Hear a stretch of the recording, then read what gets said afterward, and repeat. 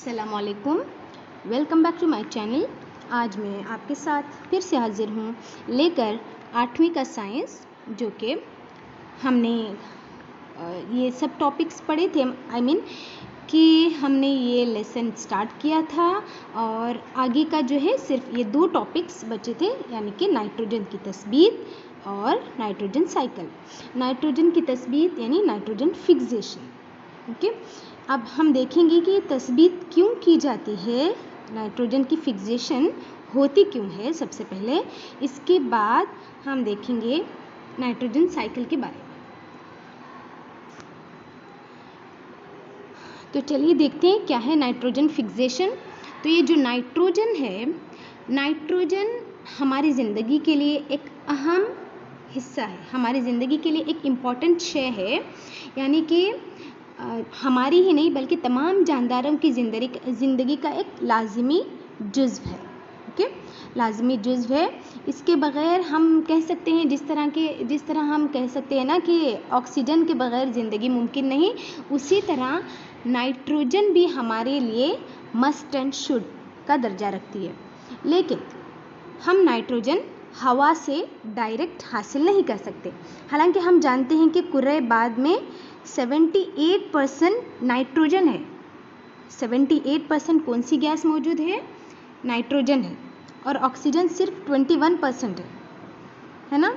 इसके बावजूद हम ऑक्सीजन डायरेक्ट हवा से हासिल कर सकते हैं, लेकिन नाइट्रोजन डायरेक्ट हवा से हासिल नहीं कर सकते। हम सांस के ज़रिए नाइट्रोजन नहीं ले सकते, क्योंकि हमको नाइट्रोजन जैसी की वैसी नहीं चाहिए होती, बल्कि ये किसी और फॉर्म में चाहिए होती है। यानी कि हमको कभी प्रोटीन के न्यूक्लियाई तेज़ाब और कुछ विटामिन और कुछ जो है अलग अलग तरीके से हमको कुछ मुरक्कबात कुछ सालिमों में मिलकर हमको नाइट्रोजन की ज़रूरत होती है। ओके, तो इसी वजह से नाइट्रोजन की ज़रूरत है। फिर भी नाइट्रोजन इतनी ज़्यादा मौजूद होने के बावजूद हम इसको हासिल नहीं कर सकते। इस वजह से नाइट्रोजन का फिक्सेशन होना या नाइट्रोजन की तस्बीत होना बहुत ज़रूरी है। तो ये काम कौन करते हैं?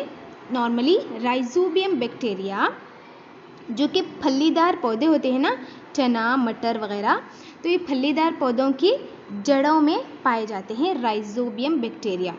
ये देखिए स्क्रीन पर राइजोबियम बैक्टीरिया ये हैं। ओके, और ये फलीदार पौधे हैं, तो इनकी जड़ों में पाए जाते हैं राइजोबियम बैक्टीरिया। रूट नोड्यूल्स कहते हैं हम इसको। ओके, तो इसको ये रूट नोड्यूल्स यानी ये गांठें यानी रूट नोड्यूल्स। ओके, तो ये क्या करते हैं? हवा में मौजूद नाइट्रोजन का तयन करते हैं, यानी इसको फिक्स करते हैं।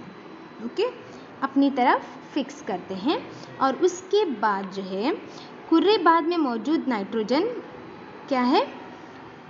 पौधे हासिल कर लेते हैं। पौधों से ये नाइट्रोजन कहाँ जाती है? नेक्स्ट पौधे हासिल करते हैं। पौधों से जो है सब्ज़खोर जानदार, सब्ज़खोर जानदारों से जो है कौन हासिल करते हैं? उसके बाद गोश्तखोर जानदार। ओके, उसके बाद तहलीलगर वगैरह। ओके, इस तरह से फिर ये मिट्टी में शामिल हो जाती है, मिट्टी से पौधे हासिल करते हैं। एक तरह से ये नाइट्रोजन इस्तेमाल के लिए फिक्स हो जाती है। ओके, इसके अलावा एक हो गया नाइट्रोजन फिक्सेशन का तरीका। इसके अलावा क्या होता है? कुर्रे बाद में मौजूद नाइट्रोजन जो है बिजली वगैरह चमकने से भी क्या है, इसकी तस्बीत हो जाती है। यानी बिजली चमकने से भी ये इस्तेमाल के लायक हो जाती है।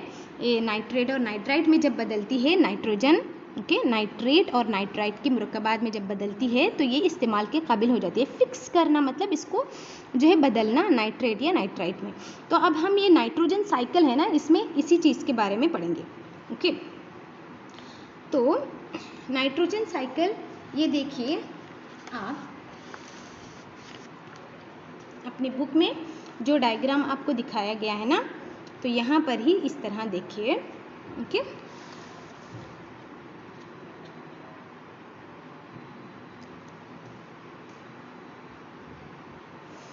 तो हम जानते हैं ना कि जानदार अज़वियों में जो है ज़िंदगी का लाजमी जुज़्व है नाइट्रोजन। हालांकि कुर्रेबाद में नाइट्रोजन मौजूद है, कितनी 78% नाइट्रोजन मौजूद है। ओके, तो फर्स्ट स्टेप हम देखेंगे ये वाला। ओके, सबसे पहले क्या होता है, बैक्टीरिया और नीली हरी अलगी जो है, अलगी के ज़रिए फ़िज़ाई नाइट्रोजन यानी कुर्रेबाद में मौजूद नाइट्रोजन की तस्बीत हो जाना। ये कैसे करते हैं, ये क्या करते हैं, बैक्टीरिया जो है नाइट्रोजन को नाइट्रोजन के मुरक्कबात में तब्दील कर लेते हैं। ये नाइट्रोजन के मुरक्कबात नाइट्रेट भी हो सकते हैं, नाइट्राइट भी हो सकते हैं।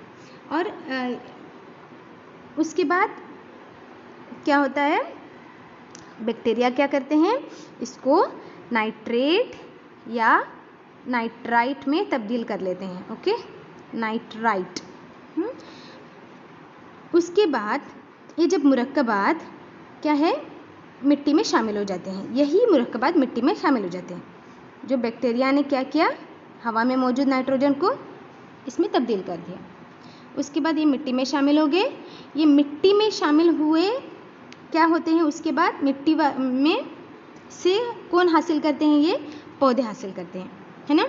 मिट्टी से ये पौधे हासिल करते हैं और पौधे जो है इसको क्या है, अमाइनो एसिड में तब्दील कर लेते हैं। उसके बाद ये पौधे से मैंने अभी कहा ना कि पौधे सब्ज़खोर जानदार से जो है गोश्तखोर जानदार की जो है अमवात के बाद ये जो है क्या होता है, इखराज जानदार अज़वियों की मौत के बाद पैदा होने वाला जो है नाइट्रोजनी फिज़ला। ओके, जो कि ज़्यादातर मिट्टी में शामिल हो जाता है और कुछ जो है हवा में वापस खारिज हो जाता है। ओके, ये हो गया पहला साइकिल। ओके, अब हम दूसरा सेकंड स्टेप देखेंगे इसका। तो सेकंड स्टेप में क्या है, बिजली चमकती है। जब बिजली चमकती है तो नाइट्रोजन की तस्बीत हो जाती है, यानी नाइट्रोजन कुछ मुरक्कबात में तब्दील हो जाते हैं और ये मुरक्कबात मिट्टी में शामिल हो जाते हैं। ओके, ये मुरक्कबात मिट्टी में शामिल होते हैं, जैसे जिस तरह ये नीली हरी अलगे से हुआ था ना, उसी तरह यहाँ पर ये हो जाते हैं। ओके, उसके बाद ये मिट्टी में शामिल होने के बाद पौधों के ज़रिए इंतज़ाब, ये स्टेप के बाद भी था, ये पौधों के ज़रिए इंतज़ाब, पौधों को जानवर खाते हैं, जानवरों को जो है ये क्या है, पौधों के ज़रिए इंतज़ाब, ये क्या है, सब्ज़खोर पौधे, सब्ज़खोर जानदार, सॉरी। और उसके बाद जानवर पौधों को खाते हैं, ये हो गया। जब पौधे और जानवर मर जाते हैं तो मिट्टी में मौजूद बैक्टीरिया फफूंद नाइट्रोजन का तायुन फिर करती है। उसके बाद ये फिर से वापस मिट्टी में शामिल हो जाते हैं। फिर ये जब मिट्टी में से कभी कभी फिर इस तरह से, यानी कि जानदार अज़वियों की मौत के बाद जो है ये नाइट्रोजनी फिज़ला फिर हवा में वापस भी खारिज हो जा सकता है और वापस जो है इस तरह बैक्टीरिया के ज़रिए क्या किया जा सकता है, फिक्स किया जा सकता है, या फिर बिजली के ज़रिए फिक्स हो सकता है, तस्बीत हो सकती है इसकी।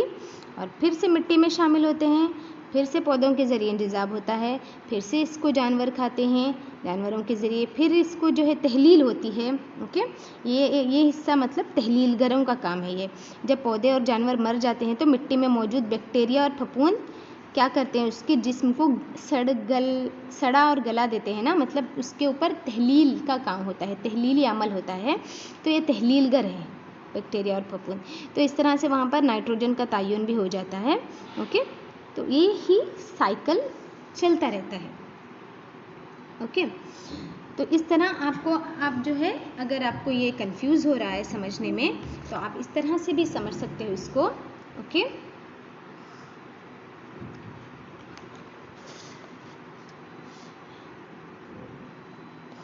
ये देखिए, जानदार अज़वियों का लाजमी जुज़ू है। हम जानते हैं प्रोटीन चाहिए, क्लोरोफिल चाहिए, न्यूक्लिक एसिड चाहिए, विटामिन चाहिए। तो ये सारी चीज़ों के लिए जो है नाइट्रोजन हासिल होना ज़रूरी है। नाइट्रोजन बराह रास्त हासिल नहीं की जा सकती, इस वजह से इसको फिक्स करना या तायुन करना ज़रूरी है। ओके, तो ये कौन करता है, मिट्टी में मौजूद बैक्टीरिया, नीली हरी अलगी। ओके। मिट्टी में मौजूद बैक्टीरिया और नेरिहारे एल्गी जो है नाइट्रोजन को नाइट्रोजन के मुरक्कबात में शामिल करते हैं, जो कि हैं नाइट्रेट और नाइट्राइट। नाइट्रेट और नाइट्राइट जो है पौधे जड़ों के ज़रिए जज्ब कर लेते हैं और इसके बाद ये नबाताती प्रोटीन बन जाते हैं। उसके बाद जो है ये सब्ज़खोर पौधे हासिल कर लेते हैं, सब्ज़खोर पौधे से गोश्तखोर पौधे, गोश्तखोर पौधों से जो है तहलीलगर। ओके, तहलीलगरों के बाद जो है मिट्टी में फिर शामिल हो जाते हैं। मिट्टी से वापस ये हवा में भी वापस जा सकते हैं या फिर मिट्टी से वापस ये पौधों में जा सकते हैं। ओके, तो यही कंटिन्यूटी चलती रहती है। ओके, यही है नाइट्रोजन साइकिल। बड़ी सिंपल सी बात है, आपको बस याद रखना है कि कौन से स्टेप के बाद कौन सा स्टेप आता है। बहुत ही ईजी है और बहुत ही इंटरेस्टिंग चीज़ है। और ये भी इंटरेस्टिंग चीज़ है कि हवा में 78% मौजूद होने के बावजूद हम नाइट्रोजन को सांस नहीं ले सकते हैं ना। तो हम सांस किसकी लेते हैं? ऑक्सीजन से लेते हैं। तो ऑक्सीजन कितनी है हवा में? 21%। हालांकि सबसे ज़्यादा हवा में मौजूद क्या है? नाइट्रोजन। अक्सर जो है स्टूडेंट कंफ्यूज कर जाते हैं कि ऑक्सीजन सबसे ज़्यादा है, ये समझते हैं नॉर्मली। तो ऑक्सीजन सबसे ज़्यादा नहीं है हवा में सबसे ज़्यादा मौजूद है नाइट्रोजन। इसके बाद अब जो ये 1% बचता है ना, ये हो गया 78 + 21 99 हो गया ना। तो ये 1% जो बचता है वो सारी बाकी की गैसें, कार्बन डाइऑक्साइड, ये वो, मीथेन, इथेन, वो सारी चीज़ें वगैरह। ओके, जो भी गैसें हैं वो सारी गैसें ये 1% में मौजूद होती है। ओके,